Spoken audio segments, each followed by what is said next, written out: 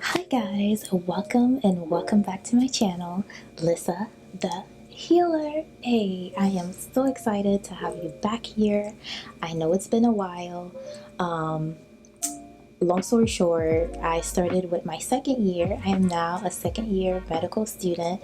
If you don't know me yet, my name is Alyssa. I have been transitioning into this new stage of medical school, so I wanted to take my time to figure out how to study, prepare for classes, and also I was wrapping up my summer research program, so it was a lot going on at once, so I didn't have time to dedicate to editing the videos. I thank you so much for your patience, but we're back and I'm excited to be posting more content for you guys.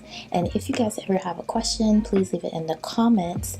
But today we're wrapping up my pre-med journey. I know it's basically a series. It's been a long journey, like I said, and it's just a reflection of my own experiences. It's not to tell you what to do. I wanted to share this just as an encouragement for people who are non-traditional, and also to help out the people who want to go with a more traditional route, so they don't make the same mistakes that I did. So if you're interested into the part 3 of my pre-med journey and you want to know why I have 2 masters, please stay tuned and watch this video. Like, one of the questions that I get often is, why did I pursue 2 different masters? Why did I obtain 2 different masters? Well, the short answer to that is that after completing my gap year, I wasn't sure that I wanted to do medicine anymore, and I genuinely fell in love with public health. So that was the route that I was gonna go with. I was considering getting my PhD, and often before getting a PhD, people get a master's. But I found out very quickly, as soon as I started with my public health program, I would say more towards the second year, I knew that I had to continue on with my medical journey, because that's the field that I'm most in love with.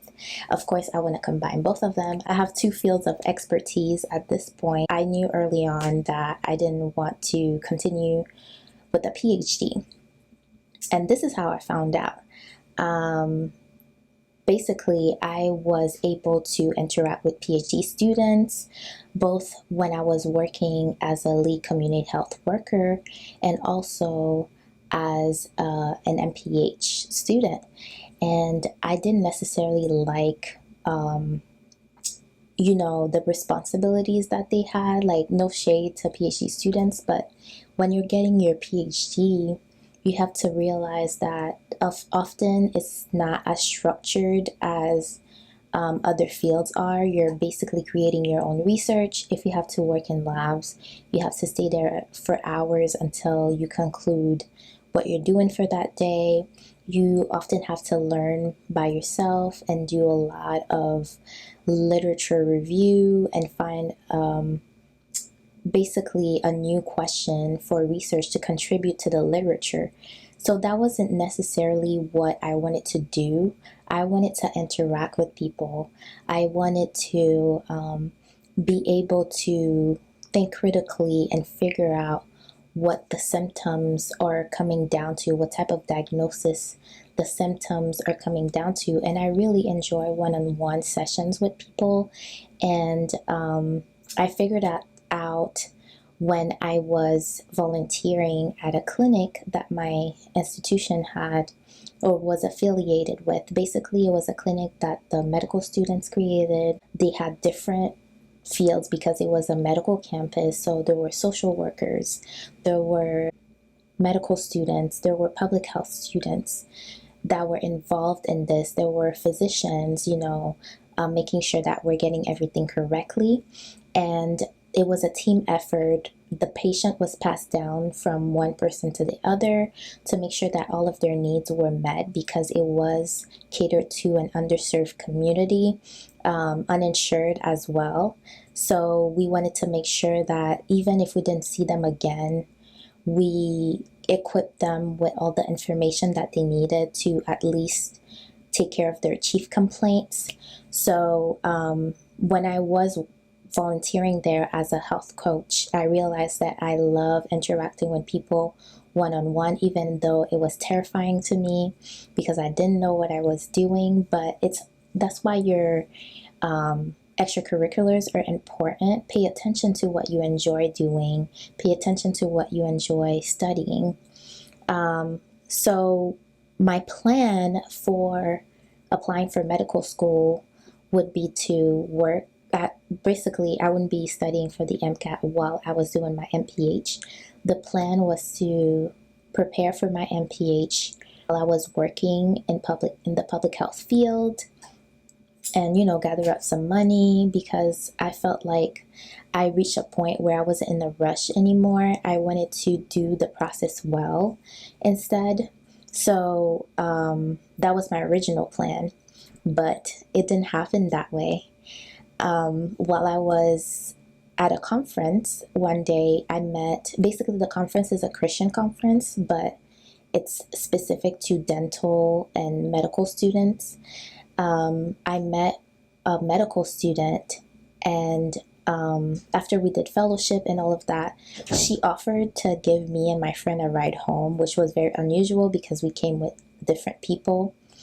And she told me about a program that she did, a master's program that helped her matriculate into a DO program.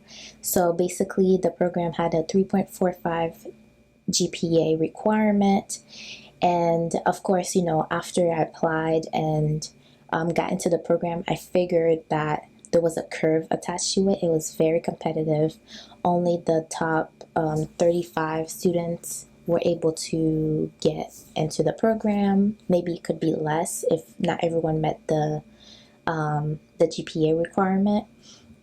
But through that, she told me about the master's program, and for me it was a good fit because I wasn't too successful at completing my science classes. As you know, my GPA went down after I transferred, and I wanted to get a good foundation before I got to medical school. I wanted to strengthen my science GPA is particularly, and these courses were supposed to be mimicking some of the courses that I would be taking in medical school. So another day I'll be explaining what a post-bac program or like master's programs are. There are different types, and you have to figure out what works for you, and also the cost is something to consider. But anyway, I basically did this master's program, and I was successful at completing the 3.45 GPA, and now I'm a second-year medical student. So don't be discouraged at all if your journey is taking longer than you want it to. Make sure you do the process very well. I want to also warn everybody, I wouldn't encourage you to do a master's program just to matriculate with the GPA requirement. As you know, my motive wasn't to get in, like that was bonus for me. Of course, I pushed myself to get there, but the goal was first to better my science GPA and to better my portfolio for medical school.